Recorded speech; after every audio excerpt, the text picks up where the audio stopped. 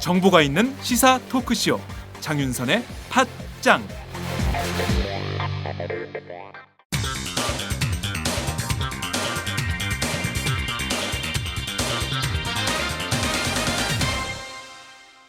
전혀 다른 뉴스. 전혀 다른 뉴스 시작하겠습니다. 메르스 공포가 전 사회적으로 확산이 되면서 우리 경제에도 먹구름이 잔뜩 드리워지고 있는 상황입니다. 무엇보다 이번 사태로 내수 소비 그리고 서비스 산업의 직격탄이 떨어진 것이 아니냐 이런 비판과 전망이 쏟아지고 있는 상황인데요. 관련해서 기업의 생산, 투자 여기에도 악영향을 미칠 것이란 전망도 나오고 있습니다. 자, 오늘은 메르스 사태와 관련해서 경제적 피해부터 따져보도록 하겠습니다. 오마이뉴스 김종철 경제부장을 연결합니다. 김 부장님 나와 계신가요? 예, 안녕하세요. 네, 지금 상황이 매우 어두운 것 같습니다. 우리 경제 가뜩이나 안 좋은데 메르스 때문에 이게 완전히 잠식되는 상황이 아니냐 이런 비판도 나오고 있는데요. 지금까지 파악된 것들은 어떤 상황입니까? 네, 지금까지 어떤 구체적으로 네. 경제적인 어떤 피해 규모나 이런 부분들이 따로 이렇게 집계되거나 발표되지는 않았고요. 네. 최근 며칠 사이에 우리 장 부장도 아시다시피 메르스 확진 환자, 2차 감염자, 격리 인원이 또 급증하고 또 사망자가 나오고 또 3차 감염자까지 나온 상황에서 네. 그리고 또 오늘 아침에 또 대전에서 또 메르스 의심 남성 환자가 또 사망했다는 또 소식까지 나왔잖아요. 그렇습니다. 네, 그래서 이게 지금 상황에서 어떤 국가 차원에서 메르스 확산 방지 이게 여기에 총력을 좀 기울여야 할 때 같고 그럼에도 불구하고 지금 현재 메르스에 대한 어떤 정부 차원의 초등 대응 실패 이런 부분들은 정부도 인정을 했으니까 네. 이런 초등 대응 실패로 인해서 실제 경제 현장에서는 또 많은 국민들 사이에 또 피해 이런 것들도 지금 우려가 되고 있는 것도 사실이고요. 네. 실제로 이게 최근 며칠 새 보면 2, 3일 사이에 여행을 비롯해서 아까 말씀하신 것처럼 여행, 관광, 유통, 문화, 숙박 주로 이렇게 서비스 업종들이 좀 큰 타격을 지금 실제로 지금 진행이 이제 시작이 됐습니다. 그리고 이게 또 이제 여름 성수기 이제 슬슬 접어들게 되잖아요. 그렇습니다. 이게 한마디로 어떻게 보면 대목 장사 이런 것 같은데, 네. 하여튼 메르스로 인해서 하여튼 이 예전과 같은 어떤 그런 적어도 지난 이 최근 몇 년 사이에 이런 중국의 어떤 그런 관광 내지는 유통 서비스 쪽의 어떤 그런 실적 이런 것들은 네. 이번 올해는 좀 어렵지 않느냐 이런 전망도 나오고 있는 게 사실이고요. 네. 가뜩이나 참 어려운 경제에서 우리 경제 죽어라 하는 것은 아닌가 걱정이 좀 그렇죠. 커지는 네. 상황인데요. 지금 보면 중화권 그러니까 중국, 대만 이런 데서 한국으로 여행을 오겠다 이렇게 약속했던 사람들이 대거 예약 취소를 하고 있다 이런 보도가 나오고 있는데요. 어느 그렇죠. 정도나 심각한 상황인가요? 이게 지금 메르스가 5월 20일, 21일 그때부터 이제 서서히 이제 얘기가 나오기 시작하더니 최근 며칠 사이에 이제 갑자기 이제 크게 또 확산이 그렇습니다. 됐잖아요. 네. 그러면서 지금 이게 지금 우리나라뿐만 아니라 지금 세계적인 관심사가 돼버렸습니다. 네. 그리고 지금 중국, 대만, 일본 이런 쪽에서 지금 그쪽에서 보도가 좀 계속 나오고 있는데 특히 이제 이 중국 관광객, 육화라고 하는데 네. 중국 외국인 관광객들의 한국 여행 취소 사태가 말씀하시는 좀 늘고 있고 네. 오늘 아침 어제 저녁 이 한국관광공사 이쪽에서 나온 자료들 보면 네. 지금 3일까지 현재 중국 외국인 관광객들의 한국 방문 상품 예약했던 것들이 지금 취소된 게 네. 지금 최근 한 2,500명에서 그제 7,000명까지 늘었다고 해요. 이게 지금 한 퍼센테이지로만 따지면 한 180% 정도? 이게 큰 내수에 영향을 미칠 걸로 보이는데 진짜 걱정입니다. 네, 이게 지금 하루 이틀 사이에 지금 180%가 늘었으면 이게 오늘 내일 지금 앞으로 좀 이게 계속 지금 예약 취소가 아마 이어질 거라고 지금 쪽 관광공사 쪽에서 얘기를 하고 있는데 네. 지금 대만, 홍콩 이쪽 분들이 한 7,000명 중에 6,900명이 그쪽 분들이시고 네. 나머지 아시아권에서 100명이고 그런데 네. 이렇게 예약 취소가 되면서 호텔 쪽 아마 7, 8월 쪽 지금 호텔도 이미 예약이 다 될 텐데 예약 네. 건수도 지금 작년에 비해서 80% 정도 하락이 됐고 아유. 이게 지금 사실상 지금 우리나라 내수가 지금 거의 잘 작동되지 않는 상태에서 네, 현재 그나마 서울 맞습니다. 이게 거의 중국 관광객들, 특히 명동 이런 데 가보면 되게 많잖아요. 맞아요. 그런 중국 관광객들이 사실상 우리나라 그 관광 서비스 쪽에 지탱해주고 있다 이런 말도 나왔었는데 네. 이게 지금 이쪽에서 굉장히 큰 어떤 펑크 내지는 이렇게 대규모 관광 행사 이런 것들이 취소가 되면 네. 아마 이 서비스업 이쪽에 있는 분 굉장히 큰 경제 타격이 아마 있을 것 같습니다. 네.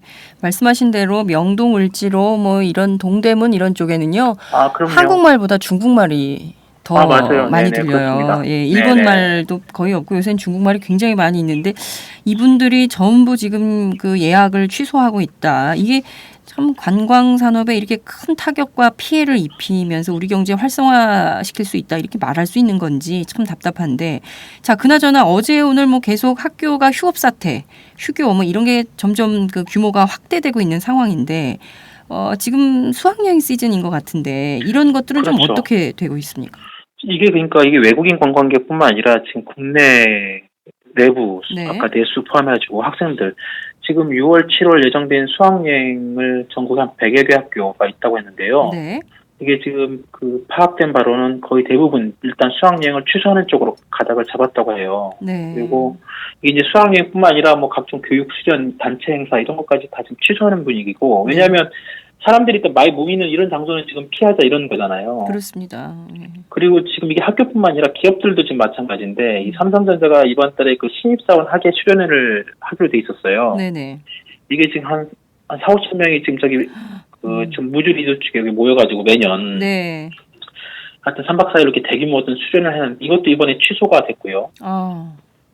현대기아차 그룹에서도 좀 제주도에서 하기로 했던 신입사원 교육도 취소를 했어요. 네. 그러니까 이게 지금 제주도 같은 경우에는 메르스 환자가 나오지도 않았는데 거의 그쪽은 실질적으로 경제적 피해가 직접적으로 좀 이루어지고 있다고 봐야 될 것 같고요. 네. 네.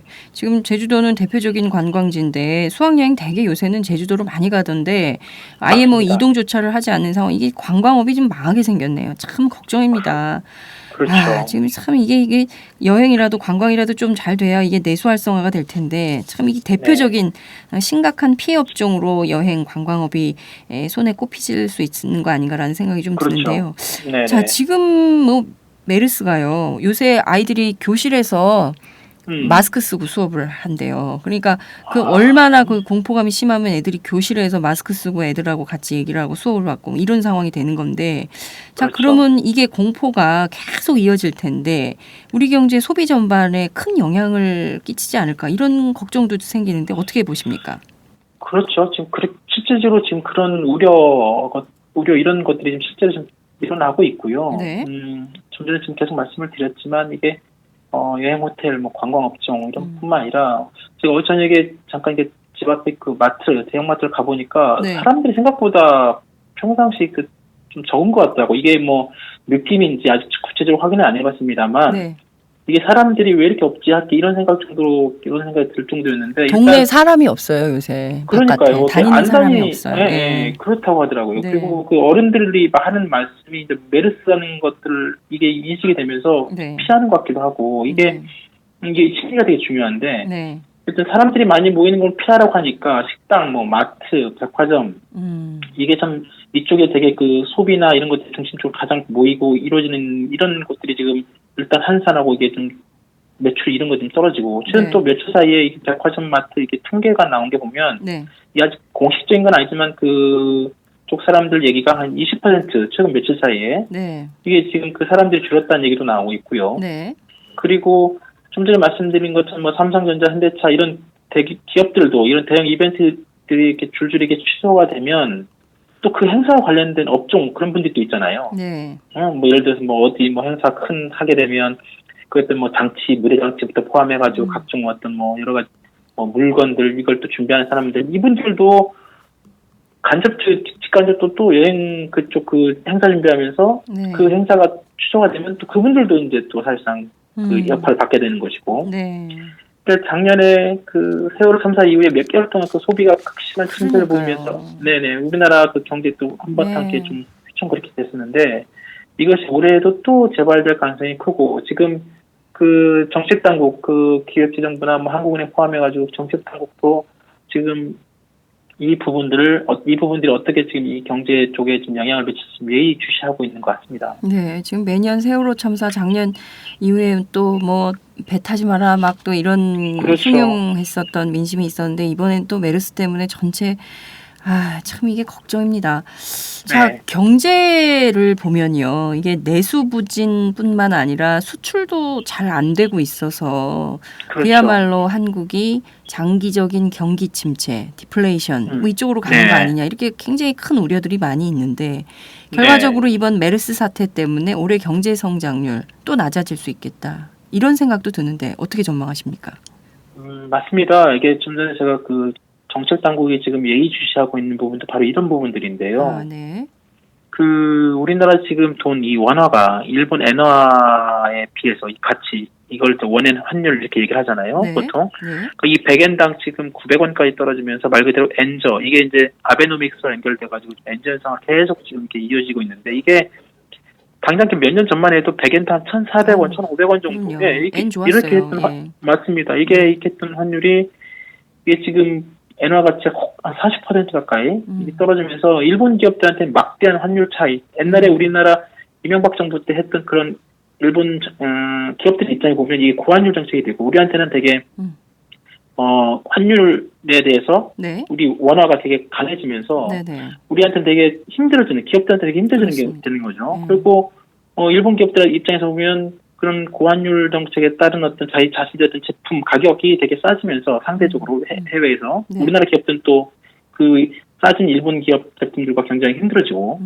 그러다 보니까 뭐 삼성전자, 현대기아차 최근 지금 주가가 엄청나게 좀 떨어지고 있는데요. 네네.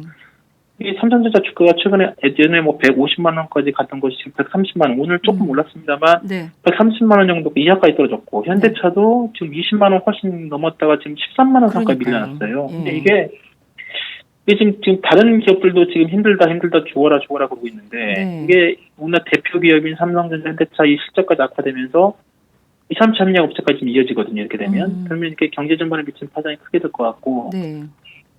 그 한국개발연구원이라고 KDL하고 네. KDI라고 있잖아요. 네네네. 거기서 얼마 전에 그 우리나라 경제 성장률 전망을 원래 올해 한 3.5%로 이렇게 전망을 했다가 네. 이런 어떤 전반적인 엔화, 환율, 그 다음에 이 수출 부진 이런 부분들이 좀 심상치 않다. 그래서 3.0%로 0.5%포인트 낮췄어요. 그런데 이번에 이제 이 메르스 변수가 이제 여긴 빠져 있는데 이 메르스 변수가 들어갈 경우에 이 메르스 사태가 조기에 이게 좀 지나고 안 되고 이게 또 길어지면 네.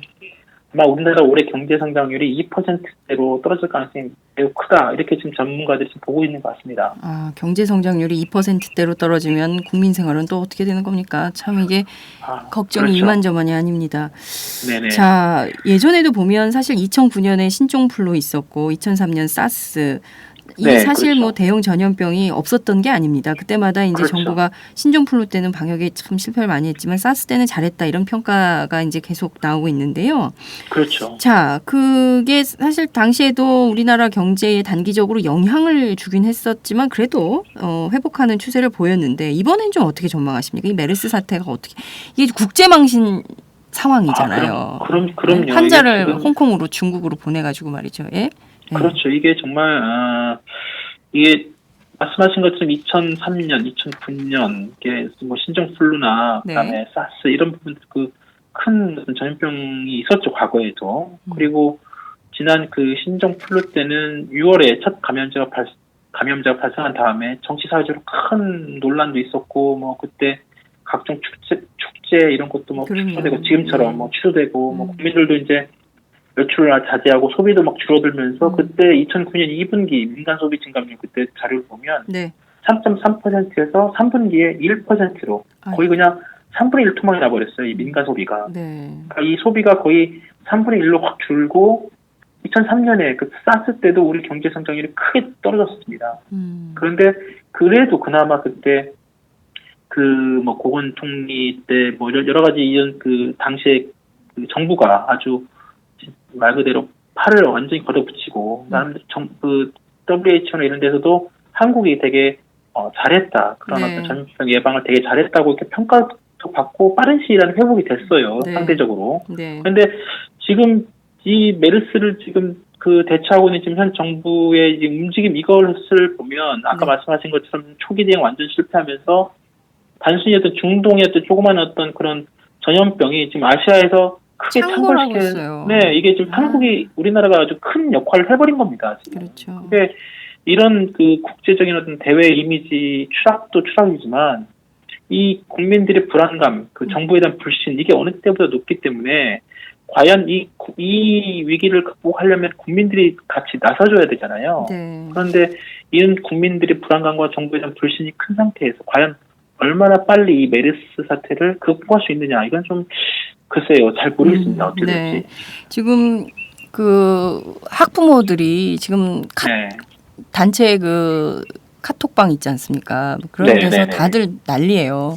누굴 믿냐? 우리 애들은 우리가 지켜야 된다 이러면서 다들 그렇죠. 지금 정보 공유하고 뭐 음. 현명한 국민들이 이 무지한 정보, 무모한 정부를 이겨내야 된다. 이렇게 다 이게 지금 각자 도생, 각자 도생 분위기로 가고 있습니다. 참 이 정부가 뭐 하고 있는 건지 진짜 답답하다라는 생각이 좀 드는데요.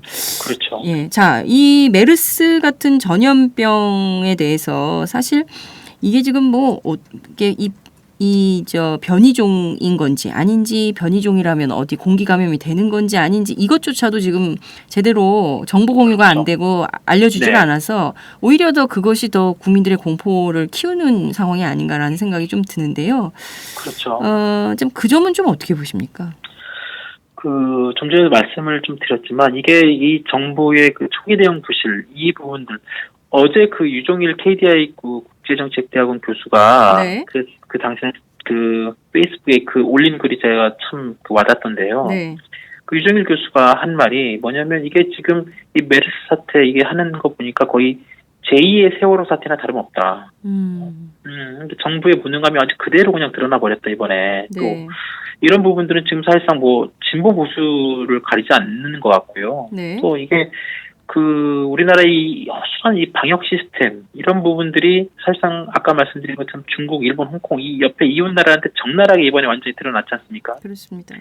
이게 대외적인 망신 당한 것 자체가 이 단순한 어떤 경제 손실 이상으로 우리나라 대외 이미지 추락, 신뢰 추락 이런 부분들이 그대로 나중에 우리 경제나 이렇게 밖으로 이렇게 이 해외와 같이 이렇게 경제뿐만 이렇게 수출 이런 부분들 할 때 그냥 그대로 이어지게 됩니다. 네. 그러니까 이런 우리나라의 대내외 이미지 이런 그 국가 신인도 이런 분들이 신뢰가 크게 추락하면서 이 솔직히 신뢰라는 게 하루아침에 이렇게 추락하면 이걸 극복하기가 되게 어렵잖아요. 그럼요. 이게 시간이 필요한 거고 네. 또 이 정부에 대한 국민의 불신이 커지면 커질수록 또 정부가 추진하려는 각종 뭐 경제 정책뿐만 아니라 이런 이 각종 정책이 힘을 받기 어렵습니다. 왜냐하면 국민들이 뭐 정부를 잘 믿지 않는데 어떻게 그게 잘 받쳐줄 수 있겠어요. 그리고 또 이 전염병이 그 자체보다는 이 공포감이 되게 중요한데요. 그렇습니다. 이 경제도 마찬가지로 경제는 심리다 이런 말이 있잖아요. 네. 그러니까 이 경제에 대한 불안 심리, 이 불신, 불확실성이 굉장히 지금 현재 깔려 있고 네. 그러니까 이게 지금 경제가 어떻게 회복될지 빠른 시간에 이걸 극복할 수 있을지 전문가들도 지금 이게 좀 잠깐 그 물음표를 찍고 있는 것 같고 이것을 빨리 어떻게 극복하느냐 정부가 일단은 국민한테 빨리빨리 그 말씀하신 것처럼 투명하게 솔직하게 있는 그대로 빨리 공개하고 네. 지금 우리 상황이 이렇다 지금 필요한 게 이거다 네. 국민들이 지금 여기서 적극 좀 협조를 해주면 좋겠다 이런 것들이 좀 공유하고 네. 이해를 구하고 협조를 구해야 되고 네. 또 국민들로부터 그런 어떤 투명한 이런 내용들이 공개되면서 신뢰를 좀 빨리 회복하지 않으면 경제도 또 그만큼 추락하거나 후퇴할 수밖에 없고 이렇게 되면 전반적으로 우리 사회 정치뿐만 아니라 경제도 이 나라 전체가 굉장히 힘든 상황이 갈 가능성이 큽니다. IMF 때 우리가 금모으기를 한 국민입니다. 그렇죠. 네. 예. 그렇죠. 국가적 위기에 그 어느 때보다 현명하게 대처할 줄 아는 게 바로 우리 국민들, 우리 지혜인데요.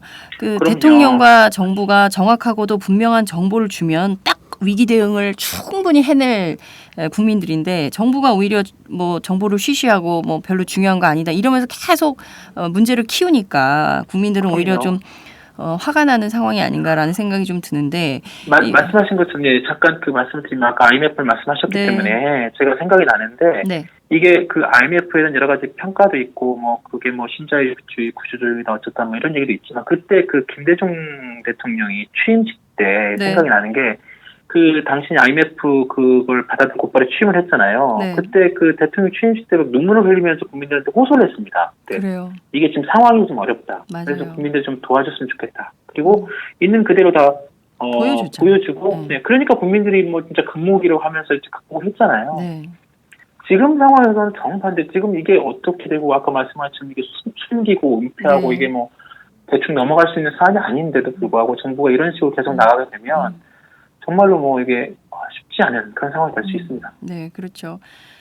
그 IMF를 맞으면 금을 모으고 바닷가에 유조선이 하면은 가서 바위를 닦는 민족이에요, 맞아요, 우리가. 맞아요. 그런데 그렇죠. 그걸 지금 이렇게 숨기고 있으니까 국민들은 정말 답답한 상황인데 그나저나 박근혜 대통령 입만 열면 경제 활성화해야 된다. 그 어떤 뭐 민주주의 의제 국가사회적인 의제들 다 뒤로 하고 오로지 경제 활성화, 경제 살리겠다고 했는데 오히려 지금 박근혜 대통령 또 박근혜 정부에서 이 메르스 사실 전염병을 못 막는다는 것은 굉장히 후진국적인 행태거든요. 그동안 우리가 그럼요. 뭐 의료 선진국이다 뭐 이렇게 주장을 해왔지만 아니 전염병 하나 똑바로 못 막는 국가에 무슨 의료 선진국이라는 그런 거를 그럼요. 주겠습니까? 그런데 맞습니다. 박근혜 대통령 경제 활성화 하겠다고 했는데 오히려 경제 활성화를 대통령이 막고 있는 것은 아닌가 이런 답답함도 들어요. 어떻게 보십니까? 맞습니다. 지금 저희가 그 장부장께서 말씀하신 것처럼 이게 오히려 이 뭐 말로만 경제 활성화, 국민들의 어떤 복지 그리고 경제를 통해서 일자리 창출 이게 그렇게 말만 하는 게 되는 게 아니고 이번에 이런 어떤 이런 위기를 한번 닥쳐보면 그 정부 그 사람들의 어떤 대응책 그리고 그런 것들이 또 확연히 드러나잖아요. 네. 과거에 그 뭐 노무현 정부 때 계속 이런 얘기도 나오고 지금 다시 이렇게 또 끄집어내는 것들이 그 당시에 그 리더십이라는 게 그 위에 있는 그 대통령 포함해서 그 이른바 그 정치권에 있는 리더라는 분들이 어떻게 그 행동을 했으며 그리고 네. 그 공무원들이 국민들 상대로 어떻게 그 적극적으로 그 내용을 공유하고 그다음에 소통하고 그리고 이런 것들 그런 불안감을 잠재우기 위해서 노력했는지를 다시 한번 살펴보면 이게 정말 오히려 그 최근 한 10년 사이에 이런 부분들이 크게 후퇴하지 않았나 이런 생각이 들고요. 이런 후퇴한 것들이 참 국민들이 이제 와서 이렇게 다시 불안감과 불신이 쌓이게 된 게 참 안타깝고 이걸 지금 현재는 지금 벌어지고 있는 상황이니 일단 이거를 빨리빨리 지금 하루라도 지금 오늘 또 사망 소식이 또 들리면서 이게 어떻게 될지는 모르겠습니다만 네. 지금 세계 경제 쪽에서는 앞으로 한 2주가 굉장히 큰 중요한 고비라고 지금 보고 있습니다. 이게 3차 감염자 이후에 어떻게 이게 잠복기간이기 때문에 네. 이 기간 동안이라도 좀 확실히 대응책을 마련하지 않으면 이 경제에 어떻게 또 여파가 크게 불어닥칠지 좀 걱정이 많다 이런 게 많습니다. 네. 아, 정말 이 중동에서 날아든 메르스도 제대로 못 막으면서 젊은이들더러 중동으로 가라. 그렇죠. 이 말이 무색하다 이런 생각이 좀 듭니다. 오늘 말씀 네. 잘 들었습니다. 감사합니다. 네, 감사합니다. 네, 지금까지 오마이뉴스 김종철 경제부장과 함께했습니다.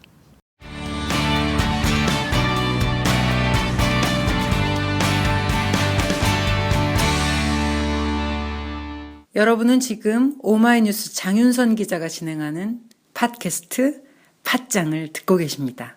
술 한 잔 걸치셨네. 오이들이 운전 불러드릴게요. 불러봐. 1688 1688 불러주세요. 1688 오이오이 대리운전 1688 오이오이 불러주세요. 1688 오이오이 대리운전. 처음 이용하시면 만원 상품권 드려요. 1688 5252. 전혀 다른 뉴스 시작하겠습니다. 박근혜 대통령이 어제 메르스 사태 무려 보름 만에 청와대에서 민관 합동으로 긴급회의를 주재했습니다. 국가의 전염병이 창궐하는 이 마당에 대통령의 긴급회의가 너무 늦은 것은 아니냐 이런 비판의 목소리가 커지고 있는 상황인데요. 오늘은 오마이뉴스 정치부에서 청와대를 담당하고 있는 이경태 기자를 연결해서 자세한 소식 들어보도록 하겠습니다. 이 기자 나와 계신가요? 네, 이경태입니다. 네. 메르스 확진 환자들이 계속 늘어나고 있습니다. 오늘 벌써 35명으로 늘고 있는데요. 도대체 청와대가 왜 이렇게 늦게 나서는 거냐 이런 비판이 있습니다. 내부에선 어떤 얘기가 나옵니까? 아무래도 뭐 국민이 느끼고 있는 만큼 상해 심각성을 제대로 파악하지 않고 있다라고 볼 수 있습니다. 아시다시피 뭐 첫 확진 환자가 나온 게 지난달 20일이거든요. 네. 그러나 당국은 메르스의 전파 위험성을 가소평가하고 있습니다. 주무장관인 문현표 복지부 장관 행보만 봐도 알 수 있거든요. 네. 문 장관은 지난달 23일 날 스위스 제네바 세계보건기구 총회 참석 후에 귀국한 다음에 메르스 문제를 언급했는데요. 네. 이때 앞으로 2주간이 고비가 될 것이라고 말했습니다. 네. 그 2주간이 고비가 실제로 됐죠. 첫 확진자 사망이 발생한 건 28일입니다. 네. 이때 질병관리본부에 차린 대책본부를 자신이 아닌 차관이 지휘하도록 격상시킵니다. 그러나 이후에도 뭐 초기 대응에 실패해버리고요. 네. 결국 지난 1일에서야 직접 대책본부장을 맡았습니다. 박 대통령도 같은 날에 처음으로 메르스를 거론했습니다. 네. 뭐 이런 상황이 계속된 이유가 보자면 정치적인 상황을 좀 볼 필요가 있을 것 같습니다. 일단 전반적인 상황을 총괄할 수 있는 국무총리가 없는 상황이거든요. 네. 그리고 또 청와대의 관심이 사실상 공무원연금에 꽂혀 있었다 볼 수 있죠. 문현표 장관의 전공 역시 감염 보건의료 분야가 아니라 연금 분야입니다. 그래서 공무원연금이 타결된 이후 상황을 또 보면은 또 복잡합니다. 국회법 개정안 문제를 두고 그 당내 내용, 당청 갈등이 시작돼 버렸죠. 네. 그래서 메르스가 사실상 뒷전으로 밀려 있었다, 뭐 이렇게 볼 수 있습니다. 네, 말씀하신 대로 문영표 장관의 전문 분야가 연금 분야라는 것도 이 기자를 통해서 처음 알게 된 사실인 것 같은데요. 이 장관이 어떤 분야의 전문성 때문에 되는 것은 아니기 때문에 이렇게 국가의 전염병이 창궐 한다면 그 누구보다도 먼저 나서서 사태 해결에 앞장서야 될 것 같은데 너무 안이하게 대응하고 있는 것은 아닌가라는 생각이 좀 들고, 또 다른 측면에서 보면 이게 정부가 너무 국회법 개정안에만 올인했던 것은 아니냐 이런 비판도 좀 제기되고 있는 것 같습니다. 자, 무엇보다 청와대로 제대로 된 보고가 올라가고 있는 것이냐, 이것은 지난 세월호 참사 때와도 똑같은 상황이 지금 다시 연출되고 있는 상황이어서 국민적 걱정이 커지는 건데요. 지난 1일 열렸던 그 대수비 수석 비서관 회의를 들여다보면 확진 환자 숫자도 틀렸어요. 그렇죠? 네, 그렇습니다. 실제 그 시간대 이미 뭐 언론을 통해서 속보가 다 나와서 국민들은 알고 있는데 대통령은 전혀 다른 숫자를 얘기했습니다. 이거 어떻게 된 겁니까? 실제로 뭐 질병관리본부와 보건복지부로 이어지는 보고체계가 제대로 가동되고 있는가 의심할 수 있는 대목인데요. 네. 청와대 측에서는 이를 단순한 대통령의 발언 실수다. 발언 실수다. 네, 그렇게 설명하고 있습니다. 그러나 실제로 뭐 지금 현재 정부가 혼선을 빚고 있다라는 얘기가 나오거든요. 예를 들어서 뭐 그 정의당의 정진우 의원 같은 경우에는 네. 세월호 사망자 발표 때 그 수가 오락가락한 적이 있지 않습니까? 맞습니다. 그렇습니다. 계속 네, 틀렸습니다. 네. 네, 지금도 마찬가지라는 겁니다. 복지부와 교육부가 그 메르스 격리 대상자의 숫자를 네. 서로 다르게 말을 하고 있거든요. 그래서 이런 것들을 보면은 실제로 보고 체계가 제대로 돼 있지 않다, 뭐 이런 의심을 할 수 있는 대목이죠. 네, 그러니까 대통령에게 제대로 된 정보 보고가 이루어지지 않고 있고, 제대로 된 정보 보고를 별다로 또 파악하지 못하니까 대통령 입에서 틀린 숫자가 나오고 있는 이런 상황이 되는 거네요. 참 이 나라가 제대로 국가 운영이 되고 있는 것인지 정말 국민의 한 사람으로서 걱정하지 않을 수 없다, 이런 생각이 좀 듭니다. 그건 그렇고 청와대가 박근혜 대통령 발언을 마사지했다. 이건 또 무슨 말입니까? 네, 당시 수석비서관 회의를 취재했던 기자는 박 대통령 발언, 그러니까 지금 현재 확진 환자 15명이다라는 네. 발언을 그대로 정리해서 다른 기자들에게 풀을 배포할 청와대 춘추관실로 보냈습니다. 그런데 그 춘추관실에서 이 15명이라는 틀린 숫자를 다시 올바르게 18명으로 수정해서 보낸 거죠.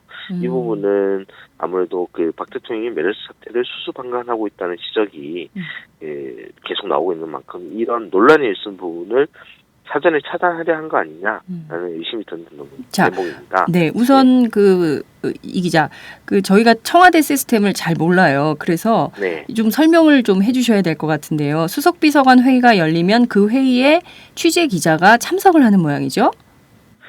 통상 그 취재 기자가 대통령의 발언이나 뭐 행보 등을 취재하기 위해서 네. 근접해서 이제 취재할 필요가 있는 경우에는 그 현재 청와대에 출입하고 있는 기자단 중에 네. 그 순번을 돌아가면서 약 1명에서 2명 뭐 사이에서 이렇게 담당을 하게 돼 있습니다. 아, 네. 그래서 그 기자가 공개되는 부분만큼은 책임지고 그 대통령의 발언 등을 기록해서 가져오고 그렇군요. 그거를 정리한 것을 네. 이 청와대 춘추관실에서 그 해당 현장에 없었던 기자들에게 배포하는 시스템인 아, 거죠. 그렇군요. 기자가 들어가서 취재를 하고 취재한 내용을 청와대 춘추관실에서 정리해서 그 현장 취재를 못 간 기자들에게 전체 자료를 배포해주는 그런 시스템으로 청와대가 운영이 되는군요. 자, 그런데 여기에서 춘추관실이 기자는 제대로 대통령의 발언을 옮겼을 것이고 그런데 춘추관실에서 갑자기 자료가 바뀌어버린 겁니까? 그렇죠. 그 문장에 있는 숫자만 바꾼 겁니다. 숫자만. 네. 어떻게 바뀐 겁니까? 그 15명이라고 틀린 숫자를 말하지 않았습니까? 네. 이것을 18명으로 다시 수정한 것이고요. 그 청와대에서는 뭐 네.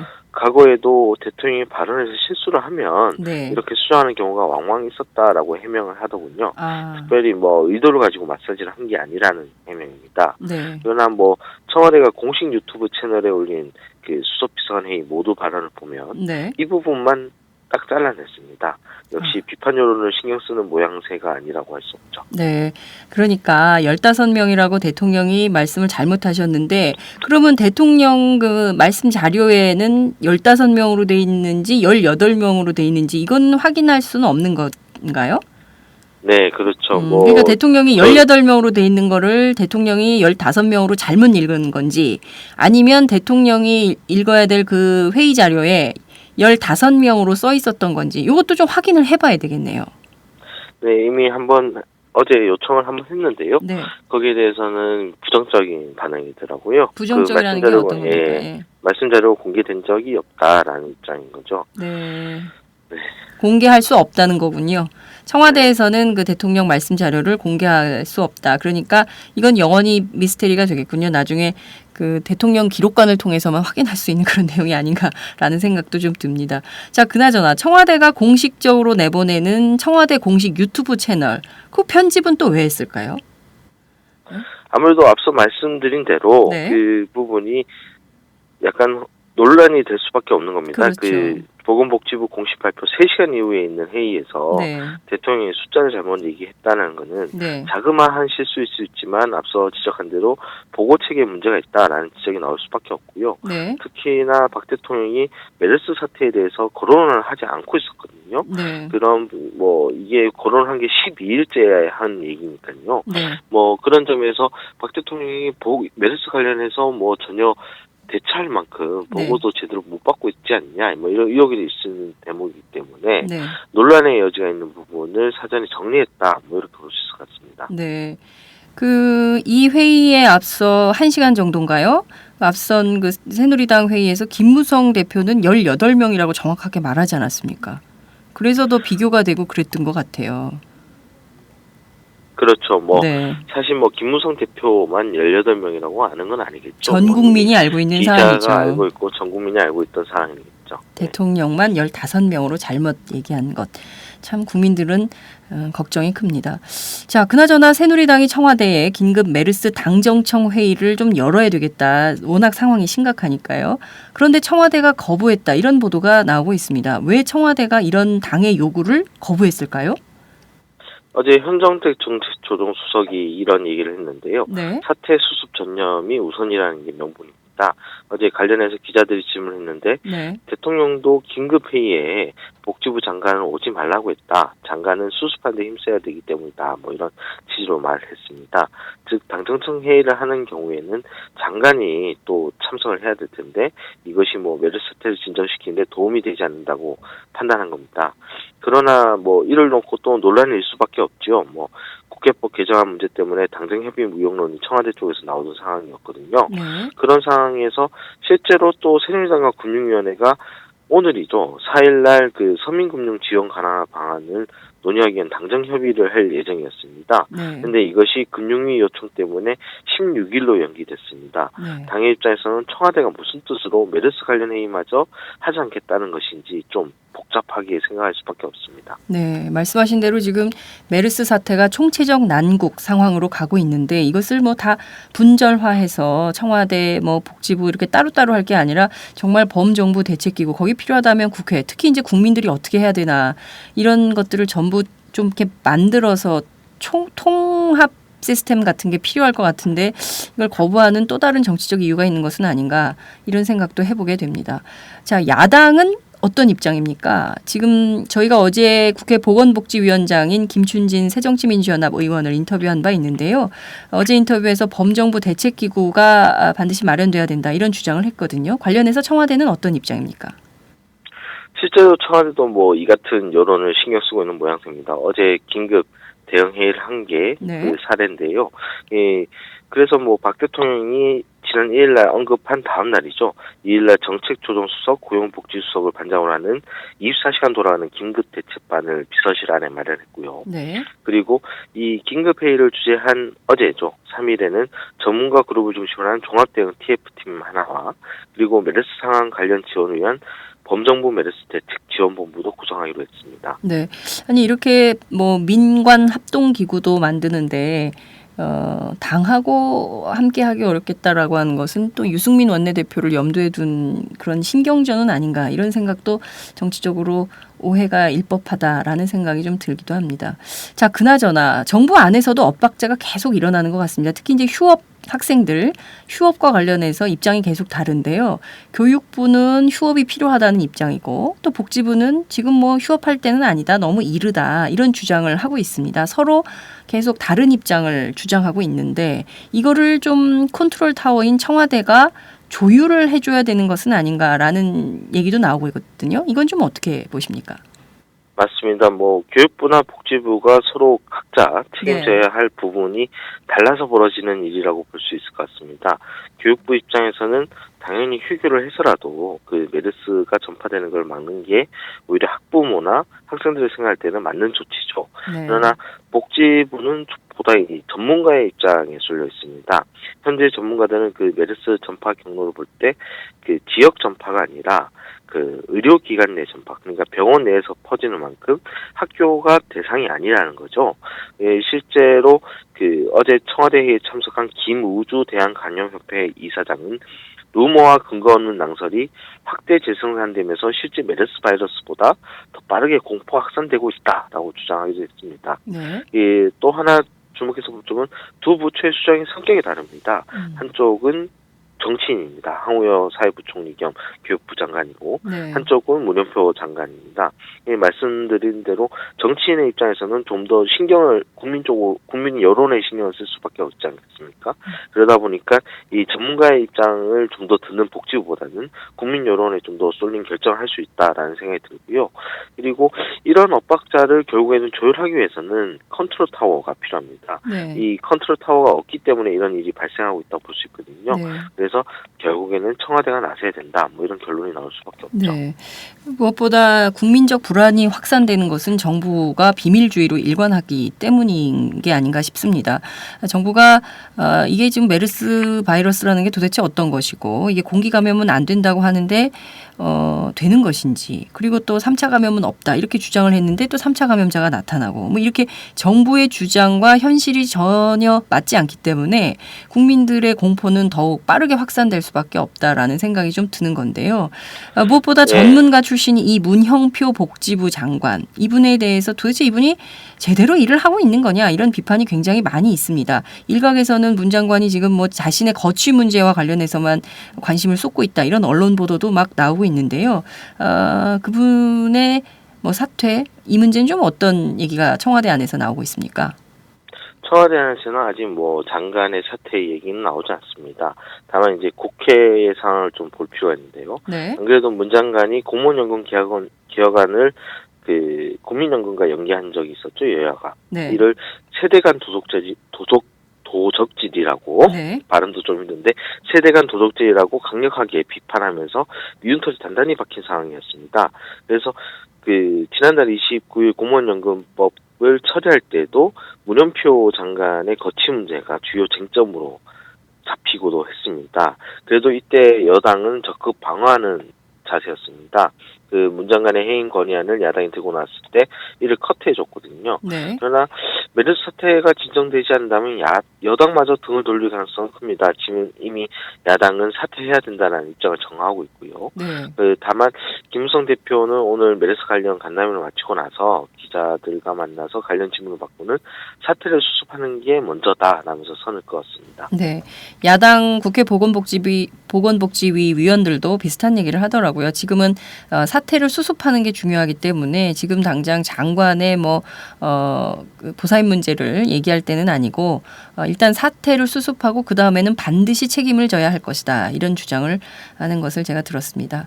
자, 앞으로 메르스 사태와 관련해서 박근혜 대통령 어떤 일정을 갖고 있습니까? 지금 현재로서는 없습니다. 오늘 박 대통령은 세네갈 대통령과 만나 정상회담을 할 예정인데 이것이 오늘의 유일한 일정입니다. 네, 말씀 잘 들었습니다. 감사합니다. 감사합니다. 지금까지 오마이뉴스 이경태 기자와 함께했습니다.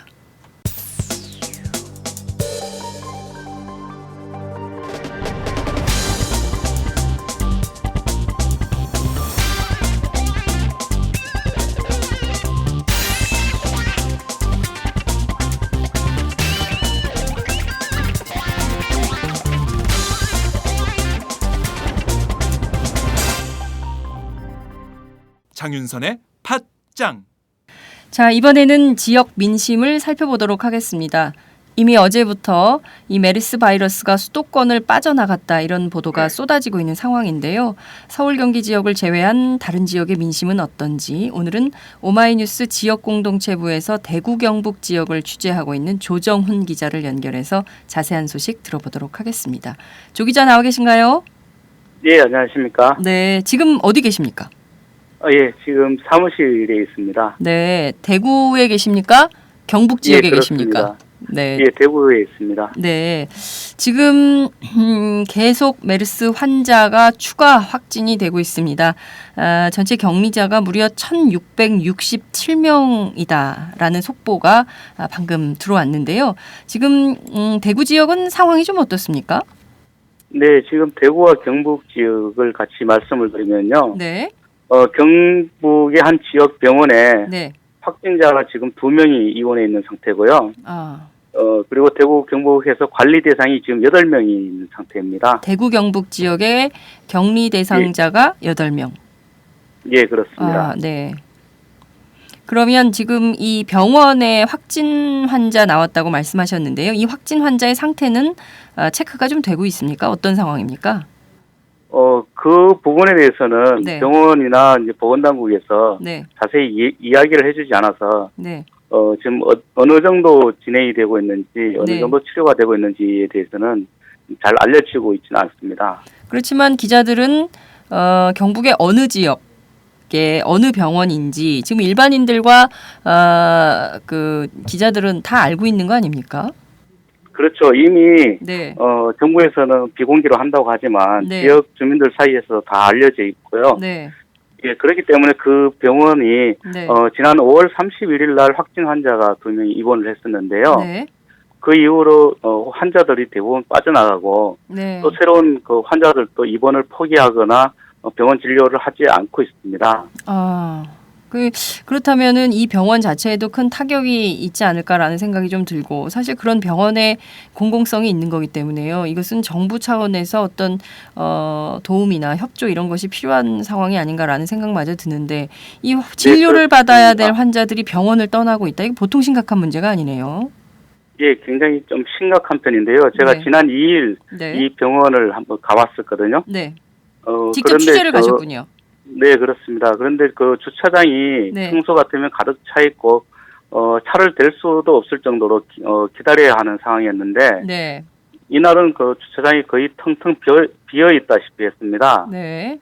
예, 그리고 병원 관계자를 만났었는데요. 네. 병원 관계자가 자기들은 사립병원인데 국립병원도 아니고 사립병원인데 지정만 해놓고 정부에서 아무런 지원도 해주지 않고 있으니 네. 지금 굉장히 많은 피해를 입고 있다. 그리고 환자들이 거의 들어오질 않아서 네. 어떻게 해야 될지 모르겠다. 이렇게 얘기를 하더라고요. 네. 자, 그러면 예. 제일 중요한 것이 음압 다섯병동의 설치 여부인데 그러면 그 경북에 있는 그 지역, 경북 지역에 있는 그 병원의 경우에는 음압 네. 시설이 돼 있는 병원입니까? 예, 그 5병상이 있습니다. 아, 그래요. 5병상이 있고 거기서는 비교적 그러면 치료가 잘 되고 있는 것으로 이렇게 봐도 무방합니까? 네, 그렇습니다. 네, 알겠습니다. 아, 그나저나 그러면 그 지역에 뭐 대구 경북 지역에 관광지도 많고 그럴 것 같은데요. 지역 사회의 경제적 타격은 없습니까? 상당히 많은 편인데요. 네. 일단 경주는 수학 여행이 단골이지 않습니까? 그렇죠, 그렇죠. 예. 지금 또 수학여행 철이에요. 예. 네, 그렇습니다. 하지만 학생들을 거의 뭐 도심에서 찾아볼 수 없을 정도인데요. 네. 이 수학여행을 포기하거나 연기하는 바람에 특히 타격을 입고 있는 업계는 숙박업계, 음식점 등입니다. 이 일부 호텔의 경우는 한꺼번에 7, 80명이 예약을 했다가 취소를 하는 상황도 있었다고 전해지는데요. 네. 상당히 경제적으로 타격을 입고 있다고 볼 수 있습니다. 네. 아, 이게 뭐 전국적으로 경제 피해는 뭐 막심한 상황인 것 같고 특히 이제 중국, 대만 이쪽에서 관광객들이 거의 오질 않아서 이게 지금 관광업이 파탄 지경으로 가는 것은 아니냐 이런 우려도 커지고 있는 상황입니다. 자, 그나저나 대구 지역의 경우에는 지금 벌써 또 오늘 아침 사망자가 확인이 되면서 또 술렁일 것 같은데 좀 지역 상황은 좀 어떻습니까? 예, 대구에도 지금 의심 환자가 있는데요. 네. 예, 지금 5명 정도가 의심 환자로 지금 전해지고 있습니다. 하지만 지난 1일인가요? 네. 그날 의심 환자가 입원했다 모두 음성으로 확인해서 퇴원을 했었는데요. 네. 하지만 이런 사실이 SNS 등을 통해서 많이 알려졌습니다. 알려지면서 이 대구에 있는 지역 병원에도 환자가 많이 줄었고요. 네. 예, 그리고 주로 학생들이 이제 건강 검진을 하려고 예약을 했다가 지금 지난 3일 날 예약을 했던 한 학교는 취소를 한 상태고요. 네. 예, 인근에 있는 8개 학교에서도 지금 취소를 하거나 연기를 한 상태입니다. 네. 이게 뭐 예, 연쇄적 피해가 막심하군요. 네, 그렇습니다. 그리고 인근의 약국을 한번 들어가 봤는데요. 네. 약국에서 약사분들이나 아니면 진료 상담을 하시는 분들이 모두 마스크를 끼고 있었고요. 예, 그리고 마스크가 동일한 상태입니다. 네. 예, 일부 주민들은 한꺼번에 10개 이상씩 사가는 경우도 있다고 하는데요. 네. 예, 지금 마스크를 구할 수 없어서 겨울용 두꺼운 마스크를 팔고 있는데도 인근 병원 주변 약국에서는 구할 수 없을 정도로 매진 사태가 일어나고 있습니다. 네. 오늘 아침 제가 출근길에 살펴보니까 20대 여성들 중에는 거의 대부분이 마스크를 하고 있는 상황이더라고요. 그만큼 우리 국민들이 정부가 정확한 정보를 주지 않기 때문에 뭐 스스로 이 자신의 위생과 건강을 챙기지 않으면 누가 이거를 신경 써주랴 이런 극도의 개인주의 같은 게 발달할 수밖에 없는 상황으로 가고 있는 게 아닌가 걱정이 좀 큽니다. 자, 그러면 네, 지금 그 경주, 대구 경북 지역의 경우에 확진 환자들이 있다. 이런 게 SNS상에서 뭐 크게 화제가 됐다 이런 얘기도 있던데 이건 좀 사실 진위 여부가 좀 어떻게 되는 겁니까? 예, 경주 지역에는 확진 환자가 이송이 돼서 지금 치료를 받고 있는 것은 사실이고요. 네. 예, 대구에는 지금 확진 환자는 없습니다. 없는데 일부 SNS 등을 통해서 모처에서 이송된 메르스 의심 환자들이 일반 응급실에서 함께 치료를 받았다 또는 확진 환자가 있다 이런 사실이 아닌 유언비어가 지금 유포가 되고 있고요. 대구에. 네, 그렇습니다. 그것 때문에 이걸 수사를 해달라 하는 진정이 대구지방경찰청에 들어갔습니다. 네. 예, 그래서 대구시경에서는 네. 지금 괴담 유포자에 대해서 수사를 진행하고 있는 상황입니다. 네. 그러니까 이게 뭐 정확한 정보 전달만 돼도 이런 괴담이 퍼질 리가 없는데 오히려 정확한 정보를 주지 않으니까 사람들이 자꾸 이상한 소문을 퍼뜨리는 거예요. 그죠? 네, 그래서 그렇죠. 그래서 예, 뭐 소문이 막 나가지고 어떻게 뭐 병원도 안 가고 사람들이 길거리에 있지도 않고 뭐 관광도 안 오고 지금 막 이런 상황이 계속 악재가 겹치는 상황이다. 이렇게 봐야 되겠네요. 그죠? 네, 그렇죠. 그래서 일부 주민들도 저 만나본 주민들 가운데는 정확한 정보를 제공해주지 않기 때문에 더 불안하다. 이렇게 많이 이야기를 하고 있습니다. 자, 조정훈 기자 혹시 대구 경북 지역에서 직접 시민들 인터뷰를 했습니까? 네, 그렇습니다. 그러면 시민들의 목소리를 한번 직접 들어볼까요? 네, 직접 들어봤는데 한번 들어보시죠. 네. 예. 그래서 혹시 그 메르스가 확산되는 것에 대해서 어떻게 생각하시는지? 글쎄, 우린 처음 듣는 얘기고, 예. 그렇기 때문에 지금 자꾸 매스컴에서는 지금 굉장히 위험한 거 같이 얘기하기 때문에 예. 실제 우리들도 여기 나와서 있는 게 굉장히 불안한 거라요. 예. 예. 예. 공기를 통해 가지고 전염이 되는 건지, 네. 접촉을 해가지고 전염이 되는 건지, 네. 그걸 확실히 모르기 때문에 또 매스컴에서도 어떤 방식으로 전염되는 것 그것도 모르고 있는 것 같아요. 예. 예. 그런 것도 이 시민들한테 확실하게 공기를 통해 가지고 전염이 된다. 접촉을 해가지고 전염이 된다. 예. 그렇게 말씀을 하게 되면 우리가 알아가지고 예방 조치를 예방 조치하기보단 네. 주의를 많이 하겠는데 네. 그런 건 전전 얘기는 안 해주고 자꾸 하루에도 몇 명이 또 환자가 생겼다. 네. 예, 이러니까 불안하게 시민으로서는 우리가 알지 못하는 우리로서는 굉장히 네. 불안하기만 하는 거라요. 네. 예. 그러면은 이거 보건당국에서 정확하게 이게 어떤 경로를 통해서 확산이 되고 있다 이런 네. 걸 미리 얘기해 줘야 되는데 그런 얘기를 많이 안 해준다 이렇게. 그렇지요. 예, 자꾸 보건당국에서는 지금 시시하고 말이요. 네. 예, 자꾸 안심시키기 위해서 일종의 숨기는 건지 얼마나 얘기를 해줘야 될 텐데 그래야지 우리가 무슨 조치를 할 거 아닙니까? 손을 깨끗이 씻는다든가 마스크를 해야 된다든가 많은 사람이 많은데 가지 않는다든가 예. 그렇게 우리 자신이 그렇게 할 텐데 이건 보건당국에서는 어떻게 되겠어 이거 전염이 되는 거 그걸 확실히 얘기를 해줬으면 좋겠어요. 예. 오시는 환자분들이 네. 메르스에 대해서 좀 우려하시는 분들이 많이 있습니까? 그러니까 어르신이다 보니까 요 종합병원 앞이다 보니까 근데 그렇게 걱정하지는 않고요. 네. 그래도 조금은 이제 마스크 쓰시는 분도 있고 저희들이 또 마스크 쓰다 보니까 또 그럴 수도 있고요. 예. 그럼 그 마스크 쓰시고 오시는 분들이 많으세요? 그러니까 100%는 아니지만은 좀 보이죠. 네. 그러니까 일반 시민들보다는 이제 병원 근처다 보니까 또 네. 마스크 쓰시는 분이 있어요. 예. 혹시 마스크 판매량은 어떻게 되나요? 많이 늘었죠. 많이 늘었어요. 네. 어느 정도인지 평소 시와 비교하신다면 평소보다는 많이 늘었어요. 많이 늘었어요. 예, 하여튼 마스크는 일단 지금 할 수 있는 방법이 네. 개인 위생이잖아요. 손 씻고 마스크 하는 게 네. 그나마 가장 최선인 것 같아요. 예. 저희들도 그렇게 생각하고. 예. 그러면은 환자분들이 오셔서 네. 이렇게 어떻게 하면 좋으냐고 질문하시는 경우 어떻게 얘기해 주시는지. 예, 그게 이제 개인 위생에 지나친 두려움도 필요 없지만은 그래도 우리가 할 수 있는 방법은 지나치게 너무 공포심 가정보다는 그나마 마스크 쓰면 일단은 침이 그러니까 좀 줄일 수 있으니까요. 예. 그래서 저희들은 이게 최선이라고 생각해요. 지금 아이가 몇 명이세요? 2명이요. 몇 살 몇 살이신가요? 지금 3살, 1살. 네, 요즘 그 메르스 공포 때문에 많이 시민들도 두려워하는데요. 어떻게 생각하세요? 지금 일단 마트나 대형 백화점 이런 데는 피하고 있고요. 네, 환자가 점점 늘어나니까 네. 좀 보수로운 것 같아요. 예. 혹시 아이들이 이런 질병에 걸리지 않을까 우려되시거나 걱정 많이 돼요. 걱정이 많이 어린이집도 지금 보내야 될지 말아야 될지 걱정돼요. 네, 그러면은 그 집안에서 따로 이렇게 대비하거나 준비하시는 게 있나요? 지금 그냥 공기청정기만 돌리고 있어요. 네. 손발 깨끗이 씻고. 네. 할아버님인가요? 이인택 선생님.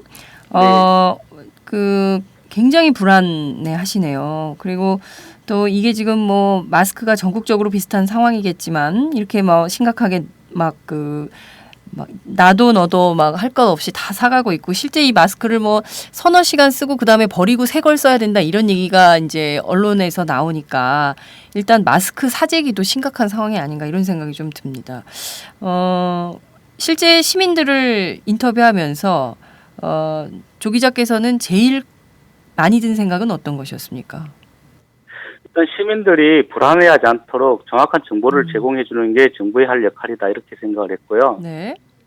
또 언론도 마찬가지 같습니다. 계속 확진 환자가 늘어났다거나 또 사망자가 있다 등등 이런 이야기보다는 그런 뉴스보다는 오히려 시민들에게 어떻게 대처를 하면은 걸리지 않을 수 있다 이런 예방법을 더 많이 알려주는 게 필요하지 않나 이런 생각이 들었습니다. 네.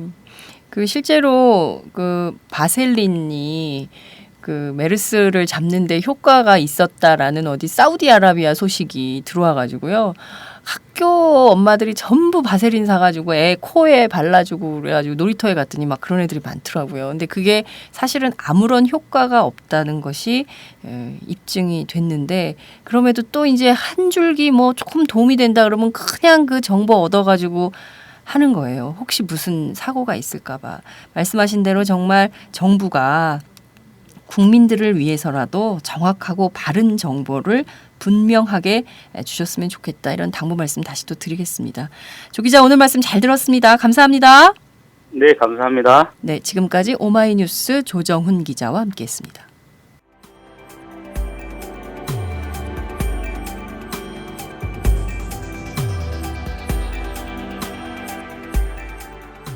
안녕하세요. 오마이뉴스 시민기자 최병석입니다.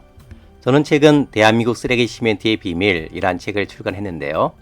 오마이뉴스 10만인 리포트에 연재한 기사를 다듬어 책을 펴냈습니다. 우리가 살고 있는 아파트가 발암물질 가득한 쓰레기 시멘트로 만들어졌다는 내용이지요. 요즘 급증하는 아토피, 피부염 등이 쓰레기 시멘트와 전혀 무관할까요? 여러분이 이 책을 한번 읽으시고 판단해 보시기 바랍니다. 시민의 건강이 쓰레기 취급당하는 어처구니 없는 현실을 이 책에 고발했습니다. 그런데 이 책은 오마이뉴스가 없었으면 세상에 나올 수 없었습니다. 시멘트 재벌 입김에 휘둘리지 않고 이런 글을 받아줄 수 있는 우리나라 언론은 그리 많지 않기 때문입니다. 제가 권력과 자본에 맞서 당당한 오마이뉴스를 만드는 10만인 클럽에 자발적 구독료를 내는 이유이기도 합니다. 이런 기사와 책이 필요하다고 느끼시는 분은 동참해 주십시오. 저도 10만인 클럽 회원입니다. 고맙습니다.